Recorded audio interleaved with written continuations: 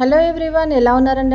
అందరూ బాగుండాలని కోరుకుంటూ నేను కూడా బాగున్నానండి. నేను ఒక పని మీద ఎస్వి యూనివర్సిటీ వచ్చాను కదా తిరుపతిలో. ఆ పని ఏంటంటే 2 ఇయర్స్ బ్యాక్ నేను సైకాలజీలో మాస్టర్ డిగ్రీ చేశాను. దానికి సంబంధించిన ఒరిజినల్ డిగ్రీ కోసం అప్లై చేసుకోవడం కోసం వచ్చానండి నేను. సో వచ్చాను కదా ఎటు అని చెప్పేసి మీకు కూడా మా యూనివర్సిటీ అడ్మిన్ బిల్డింగ్ ఎలా ఉందో చూపిద్దాం అనుకున్నాను. ఇలా ఉంటుంది లోపల అడ్మిన్ బిల్డింగ్. ఇక్కడ ఏదో మినియేచర్ మోడల్స్ అన్నీ పెట్టినారు. అసలు ఈ ఓడిఓ కోసం అప్లై చేసే ప్రాసెస్ అయితే భలే సింపుల్ చేశారు. ఇక్కడ ఒక క్యూఆర్ కోడ్ ఉంటుంది. దాన్ని మనం స్కాన్ చేసిన వెంటనే మనకు ఒక లింక్ ఓపెన్ అవుతుంది. దాంట్లో కొన్ని మనం డీటెయిల్స్ అడుగుతారు వాళ్ళు, year of admission, passing year అంతా. సో అవి అలాంటి మినిమం మనం డీటెయిల్స్ ఫిల్అప్ చేసేసినామంటే చలాన్ ఎంత కట్టాలో దాంట్లోనే డిస్ప్లే అవుతుంది. మనము ఫోన్పే ద్వారా మనము చలాన్ పే చేసేసేయచ్చు.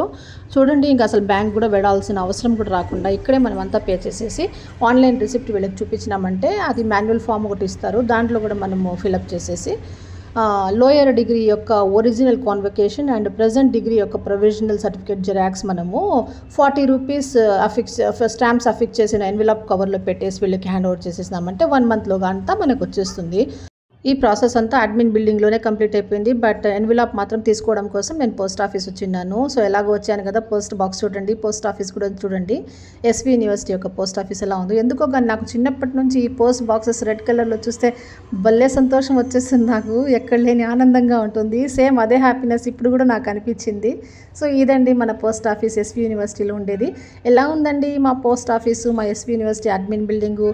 ఇక్కడ చూడండి, ఎస్వి యూనివర్సిటీకి ఇంకొక హైలైట్ ఆడిటోరియం ఉంది. దీని యొక్క స్పెషాలిటీ ఏంటో తెలుసా? చూడండి, బాగా అబ్జర్వ్ చేస్తే దీని యొక్క మోడల్ ఎలా ఉందో, షేప్.